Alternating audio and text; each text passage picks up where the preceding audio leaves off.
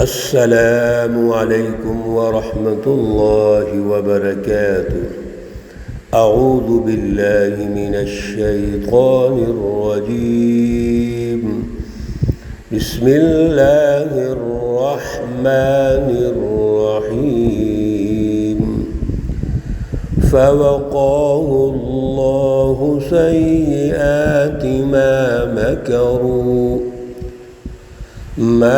مكروا وحاق بآل فرعون سوء العذاب۔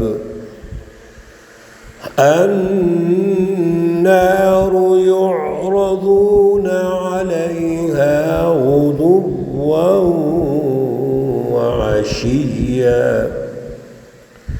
ويوم تقوم الساعة أدخلوا آل فرعون أشد العذاب۔ صدق الله العلي العظيم۔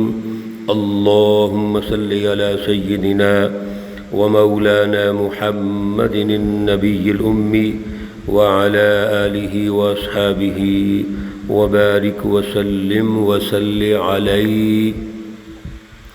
معزز سامعین و سامعات، سورۃ المؤمن پارہ نمبر 24، آیات مقدسہ نمبر 45 اور 46 ہے۔ اللہ رب العزت ان آیات کا فہم اور شعور عطا فرمائیں اور عمل کی توفیق اور صلاحیت عطا فرمائیں۔ گزشتہ درس میں بلکہ تقریباً 2 رکوعات میں وقال رجل مؤمن سے رکوع شروع ہوا تھا، اور اس سے پھر اگلا رکوع جس پہ ہم یہ آج کا بھی درس دے رہے ہیں، رجل مؤمن، ایک مومن آدمی کی گفتگو جاری ہے، اس کی تقریر اور مکالمہ اور مذاکرہ جاری ہے۔ یہ رجل مؤمن کون ہے؟ یہ آل فرعون میں سے ہے۔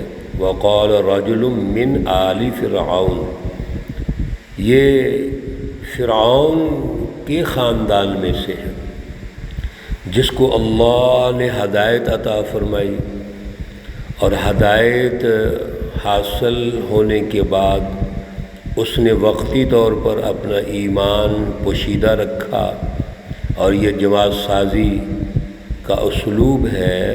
جب بھی ظالمانہ سسٹم میں جماعت کی تشکیل ہوگی، اسوہ رسول اللہ صلی اللہ علیہ وسلم بھی یہی ہے، تو وہ عدم تشدد پر ہوگی، یعنی جماعت کے جو افراد ہیں وہ اپنی تیاری کریں گے، ذہنی، فکری اور اگلا لائحہ عمل تیار کریں گے، لیکن سسٹم سے ٹکرائیں گے نہیں، اور ایک وقت کا انتظار کریں گے، جب وہ وقت آئے گا پھر سسٹم سے ٹکرائیں گے۔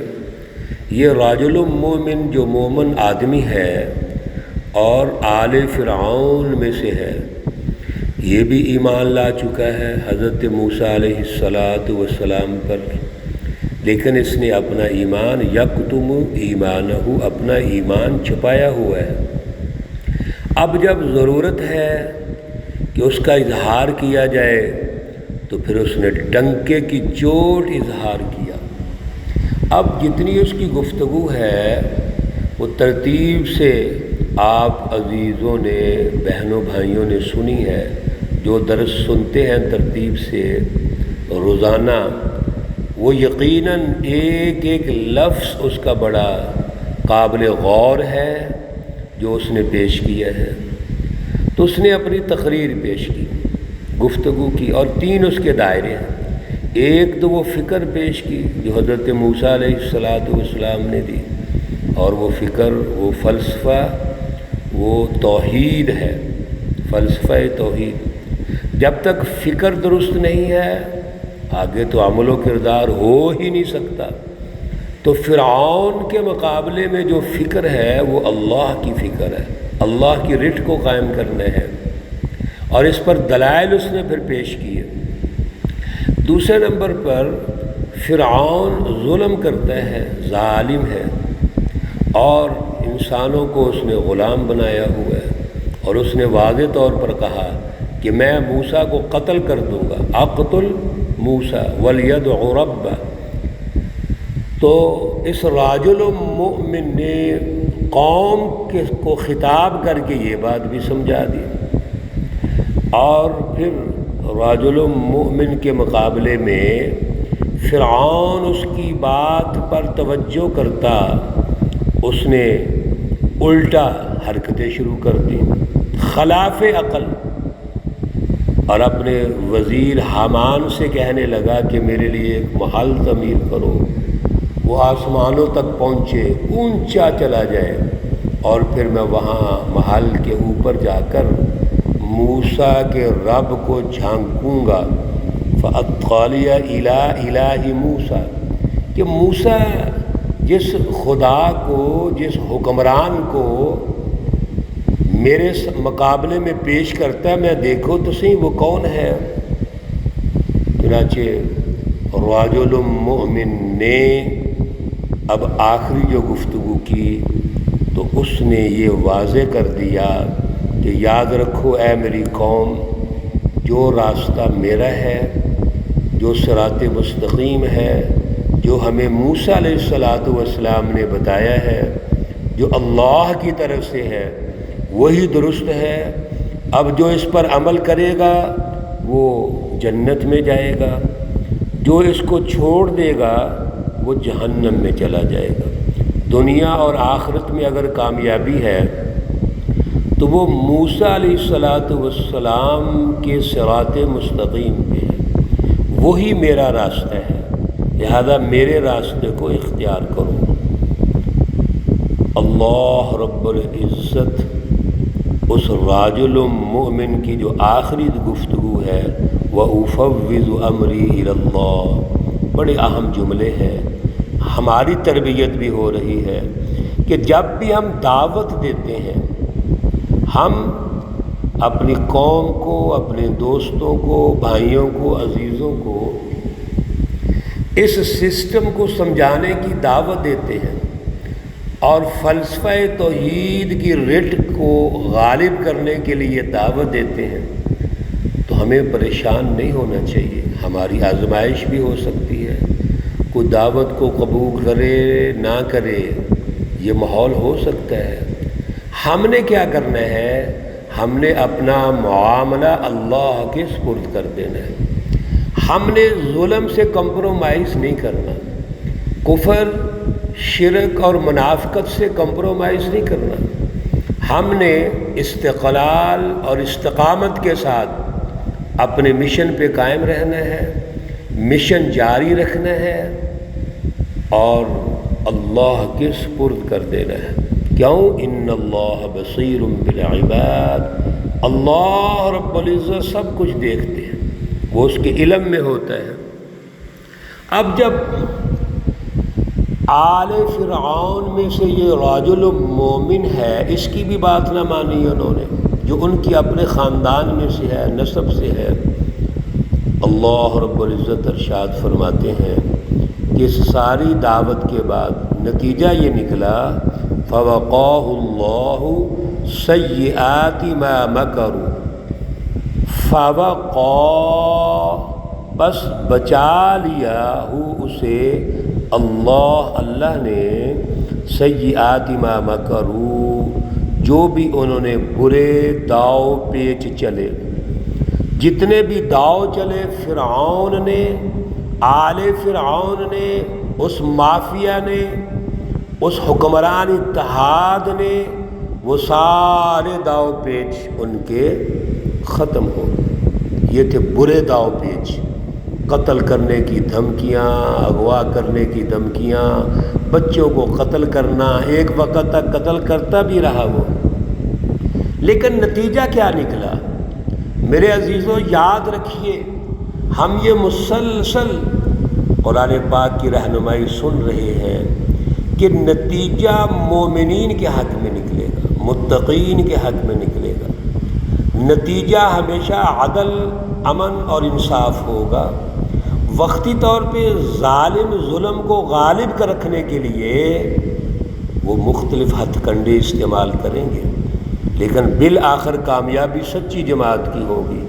وحاق بآل فرعون، اور الٹ پڑ گئے آل فرعون سوء العذاب، بری طرح عذاب میں۔ یہ ساری آل فرعون بری طرح عذاب میں الٹے پڑے اور سارے کے سارے دریا میں غرق ہو گئے، جس کی تفصیلات اور جگہوں پر اللہ رب العزت نے ہمیں ارشاد فرمائی۔ النار یعرضون علیہا، سنیے اب ان کی حالت کیا ہے۔ ایک تو دنیا میں عذاب آیا، سوء العذاب، تباہ و برباد ہو گئے۔ اس کے بعد النار، آگ، یعرضون، پیش کی جاتی ہے، دکھلائی جاتی ہے، علیہا، ان کو، غدوا و عشیہ، صبح اور شام، صبح اور شام ان پر آگ پیش کی جاتی ہے، ان کو دکھلائی جاتی ہے۔ یہ قبر کی زندگی میں، مرنے کے بعد جو برزخ کی زندگی ہے، اس میں ان جہنمیوں کو، جو آل فرعون ہیں، ظالم ہیں، کافر، مشرک اور منافق، ان کو وہ آگ دکھلائی جاتی ہے۔ یہ تو جہنم کی وہ برزخ کی بات ہو رہی ہے۔ وَيَوْمَ تَقُومُ السَّاعَةُ، اور پھر قیامت کا دن جب قائم ہوگا، قیامت کی گھڑی قائم ہوگی، ادخلوا آل فرعون، حکم ہوگا کہ داخل کرو اس آل فرعون کو اشد العذاب، سخت عذاب میں، ان فرعونیوں کو اور جتنی اس کی آل اولاد، یعنی ماننے والے، نعرے لگانے والے، کمپرومائز کرنے والے، ان سب کو اب جہنم میں داخل کر دیا جائے گا۔ میرے عزیزو، ان دو آیتوں میں تین قسم کے عذابوں کا ذکر آ گیا۔ ایک تو دنیا کے اندر اس کے داؤ پیچ، داؤ جتنے بھی وہ چلا رہا تھا، یعنی حکمت عملی بنا رہا تھا، کوشش کر رہا تھا کہ بنی اسرائیل کو تباہ کرے، ان کا وجود کو ختم کر دے، بچوں کو قتل کروایا تاکہ ان کا وجود ہی نہ رہے، اور اللہ نے موسیٰ علیہ السلام کو زندہ رکھا اور آج اس بنی اسرائیل کو غلامی سے نکال دیا، اور یہ فرعون اور آل فرعون دریا میں غرق ہو کے تباہ و برباد ہو گئے۔ دوسرا برزخ کی زندگی کا عذاب، النار یعرضون علیہا غدوا و عشیہ، یہ عذاب قبر کے بارے میں اور برزخ کے بارے میں اللہ کی رہنمائی ہے۔ صبح و شام ان کو وہ آگ دکھلائی جائے گی، تفصیلات اس کی احادیث میں ہیں، قرآن پاک کی اور آیات میں بھی ہیں۔ اور تیسرا وَيَوْمَ تَقُومُ السَّاعَةُ أَدْخِلُوا آلَ فِرْعَوْنَ أَشَدَّ الْعَذَابِ، قیامت کے دن ان کو سخت عذاب میں داخل کریں گے۔ یہ تینوں عذاب کن کے لیے ہے؟ کفار، مشرکین، ظالموں کے لیے ہے۔ ان تینوں عذابوں سے بچنا ہے تو سچے راستے پہ آنا پڑے گا، صراط مستقیم پہ آنا پڑے گا۔ اللہ رب العزت ہمیں توفیق عطا فرمائے۔ اللہ رب العزت تمام بیماروں کو شفائے کاملہ عاجلہ مستمرہ عطا فرمائے۔ اللہ رب العزت تمام مرحومین و مرحومات کو جنت الفردوس میں اعلیٰ مقام عطا فرمائے۔ ربنا تقبل منا انك انت السميع العليم وتب علينا انك انت التواب الرحيم، وصلى الله تعالى على النبي الأمي محمد وعلى آله وأصحابه أجمعين برحمتك يا أرحم الراحمين۔ السلام علیکم ورحمۃ اللہ وبرکاتہ۔